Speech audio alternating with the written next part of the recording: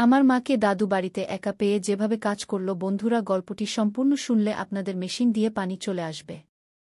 আপনারা হাতের কাজ করতে বাধ্য হবেন, তাই হাতের কাজ করার আগে হাতের কাছে টিস্যু রাখুন এবং কানে হেডফোন লাগিয়ে নিবেন। বন্ধুরা, গল্পটা শেষ পর্যন্ত শুনবেন, আপনাদের খুব ভালো লাগবে। নমস্কার বন্ধুরা, আমার নাম রিয়া। এটা আমার দাদু আর মায়ের গল্প। আমার পরিবার ছিল ছোট্ট। আমার দাদু, যার বয়স এখন ৬২ বছর, আমার মা যিনি ৩৮ বছরের, আমার বড় ভাই রাহুল যে ২৫ বছরের আর বিদেশে চাকরি করে, আর আমি ২০ বছরের রিয়া। আমার দাদি মারা গিয়েছিলেন ১০ বছর আগে একটি দুর্ঘটনায়। তারপর থেকে দাদু একা থাকতেন।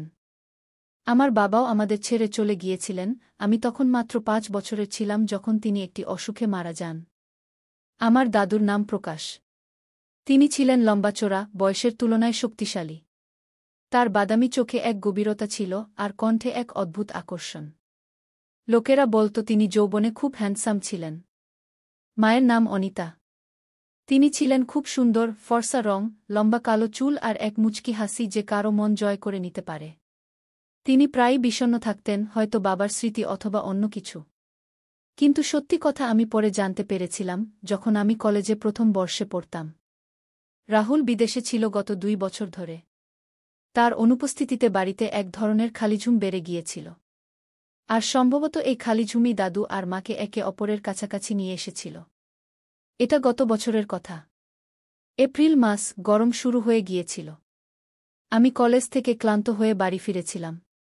সেদিন আমার একটি ক্লাস আগেই শেষ হয়ে গিয়েছিল, আর আমি ভেবেছিলাম বাড়ি গিয়ে একটু বিশ্রাম নেব। বাড়ির দরজা খোলা ছিল, যা একটু অদ্ভুত ছিল কারণ মা সবসময় তা বন্ধ রাখতেন। আমি জুতো খুলে চুপচাপ ভিতরে ঢুকলাম। বাড়িতে নিস্তব্ধতা।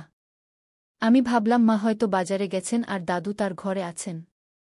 আমি আমার ঘরের দিকে যাচ্ছিলাম, কিন্তু ঠিক তখনই রান্নাঘর থেকে কিছু শব্দ শুনতে পেলাম, হালকা হাসি, কিছু ফিসফিসানি। আমি ভাবলাম হয়তো কোনো প্রতিবেশী এসেছে। মাকে হাসতে শুনেছিলাম অনেক দিন পর, তাই আমার মনে এক ধরনের কৌতূহল জাগল। আমি চুপি চুপি রান্নাঘরের দিকে এগিয়ে গেলাম। দরজাটা একটু খোলা ছিল, আর আমি উকি দিয়ে যা দেখলাম তা আমার জন্য কোনো ধাক্কার চেয়ে কম ছিল না। মা রান্নাঘরে দাঁড়িয়েছিলেন, তিনি চা বানাচ্ছিলেন আর তার হাতে একটা কাপ ছিল। তার ঠিক পিছনে দাদু দাঁড়িয়েছিলেন, তার হাত মায়ের কোমরে, আর তিনি ধীরে ধীরে মায়ের কানে কিছু বলছিলেন। মা হাসছিলেন, তার চোখে এক চমক ছিল যা আমি আগে কখনো দেখিনি। দাদুর মুখ মায়ের কাঁধের কাছাকাছি ছিল, আর তিনি ধীরে ধীরে তার গলার কাছে নাক নিয়ে যাচ্ছিলেন। মা হালকা করে চোখ বন্ধ করেছিলেন, যেন সেই মুহূর্তটা উপভোগ করছেন। এসব এতটাই অদ্ভুত ছিল যে আমি বুঝতেই পারছিলাম না কী ঘটছে। আমার বুক ধড়াস ধড়াস করছিল। আমি চুপি চুপি পিছিয়ে গিয়ে আমার ঘরে চলে গেলাম। দরজা বন্ধ করে বিছানায় বসে পড়লাম। আমার মাথায় প্রশ্নের ঘূর্ণিঝড় উঠছিল, আমি যা দেখলাম তা কি সত্যি? আমি ভাবলাম হয়তো আমি ভুল বুঝছি, হয়তো তারা শুধু মজা করছিলেন। কিন্তু আমার মন মানতে চাইছিল না। আমি নিজেকে শান্ত করার চেষ্টা করলাম। ভাবলাম হয়তো এটা একবারের ঘটনা। কিন্তু তবু আমার মনে এক সন্দেহের বীজ পড়ে গিয়েছিল। সেদিনের পর থেকে আমি দাদু আর মায়ের দিকে নজর রাখা শুরু করলাম। পরের কয়েকদিন আমি লক্ষ্য করলাম দিনে সবকিছু স্বাভাবিক ছিল। মা সকালে উঠে নাস্তা বানাতেন, দাদুকে চা দিতেন, দাদু তার খবরের কাগজে মগ্ন থাকতেন, আর মা ঘরের কাজে ব্যস্ত থাকতেন। কিন্তু কিছু একটা বদলে গিয়েছিল। দাদুর চোখে এক চমক ছিল যা আগে দেখা যেত না। তিনি মায়ের সঙ্গে কথা বলার সময় একটু বেশি হাসতেন। মাও আগের চেয়ে বেশি খুশি লাগছিলেন। তিনি গুনগুন করতেন, বারবার চুল ঠিক করতেন, আর মাঝে মাঝে দাদুর দিকে তাকিয়ে হালকা করে হাসতেন। এসব ছোট ছোট জিনিস ছিল, কিন্তু আমার সন্দেহকে আরও গভীর করছিল। এক সন্ধ্যায় আমি আমার ঘরে বসে বই পড়ছিলাম। মা বলেছিলেন তিনি প্রতিবেশীর কারো সঙ্গে দেখা করতে যাচ্ছেন, আর দাদু তার ঘরে ছিলেন। আমি ভাবলাম একটু টিভি দেখি। হলো রুমে গেলাম, কিন্তু ঠিক তখনই মায়ের চপ্পলের আওয়াজ শুনতে পেলাম। আমি ভাবলাম তিনি তাড়াতাড়ি ফিরে এসেছেন। টিভির আওয়াজ কমিয়ে চুপি চুপি দেখার চেষ্টা করলাম। মা হল রুমে ছিলেন না। আমি লক্ষ্য করলাম দাদুর ঘরের দরজাটা একটু খোলা ছিল। আমি চুপি চুপি সেখানে গেলাম। ভিতর থেকে মায়ের মৃদু কণ্ঠ শুনতে পেলাম, প্রকাশজি, কেউ দেখে ফেললে কি ভাববে? দাদু হেসে বললেন, অনিতা, রিয়া উপরে আছে, আর বাইরে কেউ নেই। চিন্তা করো না। গিয়ে আমি দরজার ফাঁক দিয়ে উকি দিলাম। মা দাদুর পাশে বসেছিলেন। দাদুর হাত মায়ের কাঁধে ছিল, আর তিনি ধীরে ধীরে তার চুলে হাত বুলিয়ে দিচ্ছিলেন। মায়ের মুখ একটু লাল ছিল, আর তিনি দাদুর দিকে তাকিয়ে হাসছিলেন। তারপর দাদু তার মুখ মায়ের কাছাকাছি নিয়ে আর মা দুজনেই তাদের চোখ বন্ধ করে নিলেন। তাদের মধ্যে সেই মুহূর্তটা এমন ছিল যা আমার পক্ষে বোঝা কঠিন। আমি চুপচাপ পিছিয়ে গেলাম এবং আমার ঘরে চলে এলাম। আমার মাথা ঝিমঝিম করছিল। কয়েকদিন পর এক রাত আমি দেরি পর্যন্ত পড়ছিলাম। প্রায় 1:30টা বেজেছে। আমি ভাবলাম পানি খেয়ে ঘুমিয়ে পড়ব। আমি আমার রুম থেকে বেরিয়ে কিচেনের দিকে যাচ্ছিলাম, তখনই দেখলাম দাদা তার রুম থেকে বেরিয়ে মায়ের রুমের দিকে যাচ্ছেন। তিনি চুপচাপ হাঁটছিলেন, যেন কেউ টের না পায়। মায়ের রুম ছিল প্রথম তলায় আর দাদার রুম নিচে। আমি ভাবলাম হয়তো তার কোনো কাজ আছে। কিন্তু তারপরই দেখলাম মায়ের রুমের দরজা একটু খোলা, আর দাদা ভেতরে চলে গেলেন। দরজা বন্ধ হয়ে গেল। আমি সেখানেই সিঁড়িতে দাঁড়িয়ে রইলাম। আমার হৃদয় আবার দ্রুত স্পন্দিত হতে লাগল। আমি সাহস করে চুপি চুপি মায়ের রুমের কাছে গেলাম। দরজার নিচ থেকে একটু আলো আসছিল। আমি কান দরজার সঙ্গে লাগিয়ে দিলাম। ভেতর থেকে মৃদু মৃদু কথা শোনা যাচ্ছিল। মায়ের কণ্ঠ, প্রকাশজি, যদি রিয়াকে জানা হয়ে যায় আর দাদার মৃদু হাসি, অনিতা, সে ঘুমিয়ে আছে, কিছুই জানে না কি। তারপর কিছুক্ষণের জন্য নিস্তব্ধতা, আর তারপর এমন কিছু শব্দ এল যা আমার পক্ষে বোঝা কঠিন ছিল না। বিছানার মৃদু ক্রিকিং, কিছু পড়ার শব্দ, আর তারপর মায়ের মৃদু নিঃশ্বাস। মনে হচ্ছিল যেন তারা দুজন একে অপরের খুব কাছাকাছি আছে। আমি সেখান থেকে দৌড়ে আমার রুমে চলে এলাম। দরজা বন্ধ করে বিছানায় শুয়ে পড়লাম। আমার শ্বাস দ্রুত হচ্ছিল আর শরীর কাঁপছিল। এটা কি ছিল? আমার চোখের সামনে সেই সব ঘুরছিল, রান্নাঘরে সেই মুহূর্ত, হোলঘরে সেই নিকটতা, আর এখন এই রাতের নিস্তব্ধতা। আমি ঘুমাতে পারলাম না। আমার মনে রাগ ছিল, লজ্জা ছিল, কিন্তু সঙ্গে একটা অদ্ভুত টানও ছিল। আমি বুঝতে পারছিলাম না আমার কি হচ্ছে।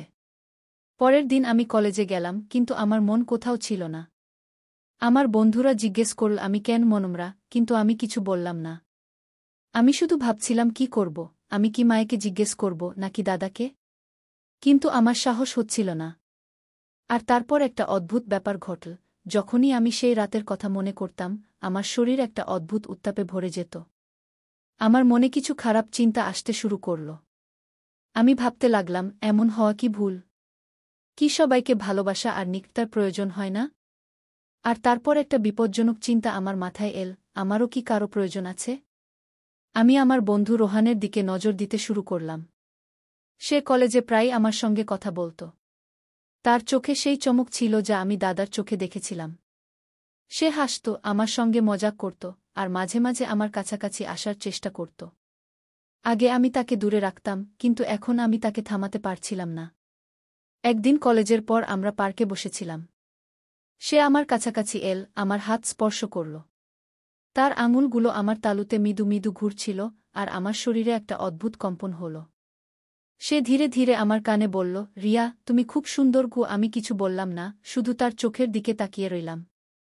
আর তারপর আমি নিজেকে তার আরও কাছাকাছি যেতে দিলাম। সেই দিনের পর রোহান আর আমার মধ্যে কিছু বদলে গেল। সে আমাকে মেসেজ করত, রাত পর্যন্ত কথা বলত। আমরা কলেজের পর প্রায়ই দেখা করতে লাগলাম। একবার সে আমাকে তার বাসায় ডাকল। তার পরিবার বাইরে গিয়েছিল। আমি গেলাম। আমরা তার রুমে বসেছিলাম। সে আমার কাছাকাছি এসে আমার কাঁধে হাত রাখল। তার শ্বাস আমার মুখের কাছাকাছি ছিল। সে ধীরে ধীরে আমার গাল স্পর্শ করল, আর আমি তাকে থামালাম না। সেই মুহূর্তটা এমন ছিল যা আমাকে ভুলও মনে হচ্ছিল, কিন্তু সঙ্গে একটা অদ্ভুত শান্তিও দিচ্ছিল। ধীরে ধীরে আমি রোহানের সঙ্গে বেশি সময় কাটাতে লাগলাম। আমরা কলেজের পর কোথাও না কোথাও ঘুরতে যেতাম। সে আমাকে তার বন্ধুদের সঙ্গে পরিচয় করিয়ে দিত, আর আমি তার দুনিয়ায় হারিয়ে যেতে লাগলাম। কিন্তু আমার মনে সবসময় দাদা আর মায়ের কথা ঘুরত। আমি ভাবতাম, যদি তারা এমন করতে পারে, তাহলে আমার জন্যও এটা ভুল নয়। আমি নিজেকে বোঝানোর চেষ্টা করতাম যে এসব স্বাভাবিক, কিন্তু কোথাও যেন আমার ভেতরের একটা অংশ চিৎকার করে বলছিল যে আমি ভুল পথে যাচ্ছি। এক রাতে আমি বাড়ি ফিরলাম। মা আর দাদা হোলঘরে বসেছিলেন। মা দাদার জন্য চা বানাচ্ছিলেন, আর দাদা তার দিকে তাকিয়ে হাসছিলেন। আমি লক্ষ্য করলাম মায়ের শাড়ির আঁচল একটু নিচে সরে গেছে, আর দাদার চোখ সেখানেই আটকে আছে। মা হালকা করে তার চুল ঠিক করলেন আর দাদা তার দিকে হাত বাড়ালেন। আমি চুপি চুপি আমার রুমে চলে গেলাম, কিন্তু সেই দৃশ্য আমার মাথা থেকে যাচ্ছিল না। আর তারপর সেই রাতেই রোহানের মেসেজ এল। সে লিখল, রিয়া, তুমি আজ খুব সুন্দর লাগছিলে। কাশ তুমি আমার কাছে থাকতে। আমি উত্তর দিলাম, কাশ আমিও তোমার কাছে থাকতে পারতাম। আর সেই রাতে আমি নিজেকে পুরোপুরি বদলে যেতে অনুভব করলাম। কয়েক মাস কেটে গেল। আমি রোহানের সঙ্গে আমার পথে হাঁটছিলাম, আর দাদামা তাদের পথে। রোহানের সঙ্গে আমার নিকটতা এখন একটা অভ্যাসে পরিণত হয়েছিল। আমি দিনে কলেজে যেতাম, কিন্তু আমার মন অন্য কোথাও থাকত। ক্লাসে বসে আমি না, আমি তার বার্তাগুলো পড়তাম না, তার কথায় হারিয়ে যেতাম। সে আমাকে প্রতিদিন এমন কিছু বলত যা আমার হৃদয় স্পর্শ করত। একদিন সে আমাকে আবার তার বাড়িতে ডাকল। আমি গেলাম। তার ঘরটি মৃদু আলো ভরা ছিল এবং সেখানে একটি অদ্ভুত নীরবতা ছিল।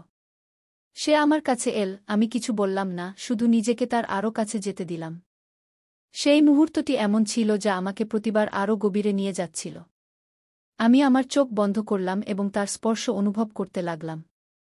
আমার মনে একটি প্রশ্ন জেগে উঠল, এই সেই অনুভূতি কি যা আমাকে দাদার কাছে নিয়ে যায়? কিন্তু আমি সেই প্রশ্নটিকে চেপে দিলাম। সেই দিনের পর আমি আরও ডুবে গেলাম। রোহান আমার জন্য সব হয়ে গিয়েছিল। আমি তার সাথে রাত পর্যন্ত বাইরে থাকতাম এবং বাড়ি ফিরতে ইচ্ছাই করতাম না। বাড়ির পরিবেশ এখন আগের চেয়েও বেশি অদ্ভুত হয়ে গিয়েছিল। মা এবং দাদা এখন আমার সামনেও কম সতর্ক থাকতে শুরু করেছিলেন। আমার মনে রাগ ছিল, কিন্তু সাথে একটি অদ্ভুত টানও ছিল। আমি ভাবছিলাম, তাদের কি এখন আর কোনো ভয় নেই? তারা কি ভাবছে যে আমি কিছু জানি না? এবং তারপর আমার মন রোহানের দিকে চলে গেল। তার কথা, তার স্পর্শ এবং সেই মুহূর্তগুলি যা আমাকে প্রতিবার আরও গভীরে নিয়ে যাচ্ছিল। আমি নিজেকে বোঝানোর চেষ্টা করলাম যে, যদি মা এবং দাদা এমন করতে পারেন, তাহলে আমার জন্যও এটি ভুল নয়। কিন্তু আমার হৃদয়ের একটি কোণ চিৎকার করছিল যে আমি ভুল পথে যাচ্ছি। তারপর এক রাতে আমি দেরি করে বাড়ি ফিরলাম। রোহানের সাথে একটি পার্টিতে গিয়েছিলাম এবং সেখানের পরিবেশ আমাকে আরও বিভ্রান্ত করেছিল। আমি দেখলাম যে মায়ের ঘর বন্ধ ছিল এবং দাদা তার ঘরে ছিলেন না। আমি চুপি চুপি মায়ের ঘরের কাছে গেলাম। দরজার নিচ থেকে মৃদু আলো আসছিল। আমি কান দরজার সাথে লাগিয়ে দিলাম। ভিতর থেকে মায়ের মৃদু কণ্ঠ শুনতে পেলাম, প্রকাশজি, আজ একটু তাড়াতাড়ি। রিয়া কখন আসবে জানি না। দাদা হেসে বললেন, অনিতা, সে তার নিজের জগতে হারিয়ে আছে। সে কি জানে? তারপর নীরবতা নেমে এল। আমি বুঝতে পারলাম যে তারা আবার সেই জগতে হারিয়ে গেছেন। আমি আমার ঘরে গেলাম এবং বিছানায় শুয়ে পড়লাম। আমার মনে একটি ঝড় উঠছিল। আমি ভাবছিলাম, এইসব কি এখন আমার সামনেও খোলাখুলি হবে? এবং তারপর রোহানের বার্তা এল। সে লিখল, রিয়া, আজ রাতে তুমি খুব সুন্দর দেখাচ্ছিলে। কাশ তুমি আমার কাছে থেকে যেতে। আমি উত্তর দিলাম, কাশ আমি থাকতে পারতাম। সেই রাতে আমি নিজেকে সম্পূর্ণরূপে পরিবর্তিত হতে অনুভব করলাম। আমি সেই পথে এতটাই এগিয়ে গিয়েছিলাম যে ফিরে আসা অসম্ভব মনে হচ্ছিল। কয়েক মাস কেটে গেল। আমি রোহানের সাথে আমার নিজের জগতে হারিয়েছিলাম এবং দাদামা তাদের নিজের জগতে। কিন্তু একদিন সব বদলে গেল। এক সন্ধ্যায় আমি কলেজ থেকে ফিরে দেখলাম যে বাড়ির পরিবেশ কিছুটা আলাদা। দরজায় একজোড়া জুতা পরে ছিল যা আমার চেনা লাগছিল। আমি ভিতরে গেলাম হলে রাহুল বসেছিল। তার মুখ শক্ত ছিল। মা এবং দাদাও সেখানে ছিলেন, কিন্তু তাদের চোখ নিচে ছিল। আমি বললাম, ভাইজা, তুমি কখন এলে? রাহুল আমার দিকে তাকাল এবং ধীরে বলল, আজ সকালে। রিয়া, তুমি উপরে যাও। আমাকে মা এবং দাদার সাথে কিছু কথা বলতে হবে। আমার অদ্ভুত লাগল, কিন্তু আমি আমার ঘরে চলে গেলাম। উপরে থেকে আমি তাদের কণ্ঠস্বর শুনতে পাচ্ছিলাম। রাহুলের কণ্ঠস্বর উচ্চ হচ্ছিল এবং মায়ের কণ্ঠ কাঁপছিল। আমি চুপি চুপি সিঁড়িতে নেমে গেলাম এবং শোনার চেষ্টা করতে লাগলাম। রাহুল চিৎকার করছিল, এখানে কি চলছে? আমি ভেবেছিলাম আমি আমার পরিবারের জন্য পরিশ্রম করছি, আর এখানে এই সব। তার কণ্ঠে রাগ ছিল, কিন্তু সাথে একটি ব্যথাও ছিল। আমি নিচে তাকালাম। রাহুল তার ফোনে কিছু দেখাচ্ছিল। মা এবং দাদা সোফায় বসেছিলেন। তাদের মুখ সাদা হয়ে গিয়েছিল। রাহুল ফোনটি মায়ের দিকে বাড়িয়ে দিল এবং বলল, এটা দেখো। আমি বাড়িতে ক্যামেরা লাগিয়েছিলাম নিরাপত্তার জন্য। কিন্তু এটা কি? রাতে ঘরে, দিনে হলে তোমাদের দুজনের কি লজ্জাও হয় না? মা ফোনের দিকে তাকালেন এবং তার হাত দিয়ে মুখ থেকে ফেললেন। তার চোখ থেকে অশ্রু বয়ে পড়ছিল। দাদার মাথা নিচু ছিল এবং তার আঙুলগুলি কাঁপছিল। রাহুল টেবিলে জোরে মুষ্টি মারল এবং চিৎকার করল, তোমরা আমার পরিবার, আর তোমরা এই সব করেছ আমার পিছনে। মা কাঁদতে কাঁদতে বললেন, রাহুল বেটা, আমাদের ক্ষমা করে দাও। আমরা পথভ্রষ্ট হয়েছিলাম। একাকিত্বই আমাদের এখানে নিয়ে এসেছে। কি তার কণ্ঠ ভেঙে যাচ্ছিল। দাদা ধীরে বললেন, রাহুল, আমি ভুল করেছি। আমি জানতাম না যে এটা এতদূর এগিয়ে যাবে। আমাদের ক্ষমা করে দাও। তার কণ্ঠে লজ্জা ছিল, কিন্তু রাহুলের রাগ কমল না। সে বলল, ক্ষমা? তোমরা ক্ষমা চাইছ? তোমরা কি জান যে এই বাড়িতে কি ভেঙে পড়েছে? রিয়াও এর শিকার হয়ে গেছে। আমি শুনছিলাম এবং আমার পা কাঁপতে লাগল। রাহুল আমাকে ডাকল, রিয়া, নিচে আয়। আমি ভয়ে ভয়ে নিচে নেমে গেলাম। রাহুল আমার দিকে তাকাল এবং বলল, রিয়া, তুমিও বল, এসব কতদিন ধরে চলছে? আর তুমি কতদূর পথভ্রষ্ট হয়েছ? আমি কেঁদে ফেললাম। আমি সব বললাম। রান্নাঘরে সেই মুহূর্ত, রাতের নীরবতা, এবং রোহানের সাথে রাহুলের মুখ লাল হয়ে গেল। সে তার চুল টেনে ধরে বলল, এটা আমার পরিবার আমি বিদেশে দিনরাত পরিশ্রম করি, আর এখানে সব কিছু নষ্ট হয়ে যাচ্ছে। মা রাহুলের পা জড়িয়ে ধরে কাঁদতে কাঁদতে বললেন, বাবা, আমাদের একটা সুযোগ দাও। আমরা সংশোধন হয়ে যাব। দাদাও হাত জোর করে বললেন, রাহুল, আমি বুড়ো মানুষ। আমার ভুল ছিল। আমাকে শাস্তি দাও, কিন্তু এই ঘরটা বাঁচিয়ে দাও। কিন্তু রাহুল তার মুখ অন্যদিকে ঘুরিয়ে নিল। তার চোখে অশ্রু ছিল, কিন্তু তার রাগ কমেনি। সে বলল, না, এটা ক্ষমা চাওয়ার বিষয় নয়। এটা অপরাধ, এবং এর জন্য তোমাদের শাস্তি পেতেই হবে। পরের দিন সকালে রাহুল পুলিশকে ফোন করল। 2 পুলিশ কর্মী বাড়িতে এল, একজন ইন্সপেক্টর এবং একজন কনস্টেবল। রাহুল তাদের ফোনে ক্যামেরার ফুটেজ দেখাল। ইন্সপেক্টর ফুটেজ দেখে বলল, এটা গুরুতর মামলা। আমাদের এই দুজনকে থানায় নিয়ে যেতে হবে। মা এবং দাদা নিঃশব্দে বসেছিলেন। মায়ের চোখ দিয়ে অশ্রু গড়িয়ে পড়ছিল, আর দাদার মুখ পাথরের মতো শক্ত হয়ে গিয়েছিল। পুলিশ তাদের হাতকড়া পরিয়ে দিল। মা আমার দিকে তাকিয়ে আসতে বললেন, রিয়া, আমাদের ক্ষমা করে দিও। কিন্তু আমি কিছু বলতে পারলাম না। পাড়ায় হইচই পড়ে গেল। প্রতিবেশীরা বেরিয়ে এল, আর লোকজন ফিসফিস করতে লাগল। পুলিশের গাড়িতে মা এবং দাদাকে বসানো হল। রাহুল আমার কাছে এসে বলল, রিয়া, এটা ঠিক। তাদের ভুলের শাস্তি পেতেই হবে। আমি শুধু নিঃশব্দে কাঁদছিলাম। কিছুদিন পরে আদালতে মামলা চল। জজ ফুটেজ দেখে দুজনকেই দোষী সাব্যস্ত করলেন। দাদাকে 2 বছরের সাজা শোনানো হল, আর মাকে 1 বছরের। জজ বললেন, এটা শুধু নৈতিক ভুল নয়, এটা আইনের লঙ্ঘন। সমাজে এমন সম্পর্ক মেনে নেওয়া যায় না। যখন মা এবং দাদা জেলে চলে গেলেন, বাড়িতে নিস্তব্ধতা নেমে এল। রাহুল আমার পাশে বসে বলল, রিয়া, আমি জানি তুমি অনেক কিছু দেখেছ। তুমিও পথভ্রষ্ট হয়েছিলে, কিন্তু এখনও সময় আছে। আমি কাঁদতে কাঁদতে বললাম, ভাইয়া, আমি ভুল পথে চলে গিয়েছিলাম। আমাকে ক্ষমা করে দাও। রাহুল আমার কাঁধে হাত রেখে বলল, রিয়া, আমি তোমার ভাই। আমি তোমাকে কখনো একা ছাড়ব না। কিন্তু আমাদের বুঝতে হবে, ভুল পথ শুধু ধ্বংসের দিকে নিয়ে যায়। সেদিনের পর থেকে রাহুল আমার পড়াশোনার দিকে নজর দিল। আমি রোহানের সাথে সব সম্পর্ক শেষ করলাম। ধীরে ধীরে আমি আমার জীবনকে আবার সঠিক পথে আনার চেষ্টা করতে লাগলাম। কিন্তু যা ঘটেছিল তা আমার হৃদয় থেকে কখনো মুছে যায়নি। বন্ধুরা, এটা ছিল আমার পরিবারের গল্প। এতে ভুল ছিল, ব্যথা ছিল, এবং একটি শিক্ষাও ছিল। আমি আপনাদের বলতে চাই, যদি আমাদের আশেপাশে কেউ ভুল পথে যায়, তাহলে তাকে শাস্তি দেওয়ার আগে বোঝানোর চেষ্টা করা উচিত। সবারই ভালোবাসা ও ঘনিষ্ঠতার প্রয়োজন, কিন্তু তাকে সঠিক পথে আনা আমাদের দায়িত্ব। যদি আমরা কাউকে সঠিক সময়ে থামাতে পারি, তাহলে হয়তো একটি পরিবার ভেঙে যাওয়া থেকে বেঁচে যাবে। এই গল্প আমাদের শেখায় যে ভুল মানুষ থেকেই হয়, কিন্তু সেগুলো সংশোধন করার সুযোগও আমাদেরই দিতে হবে। তো বন্ধুরা, এটা ছিল আমার গল্প। আশা করি আপনাদের ভালো লেগেছে।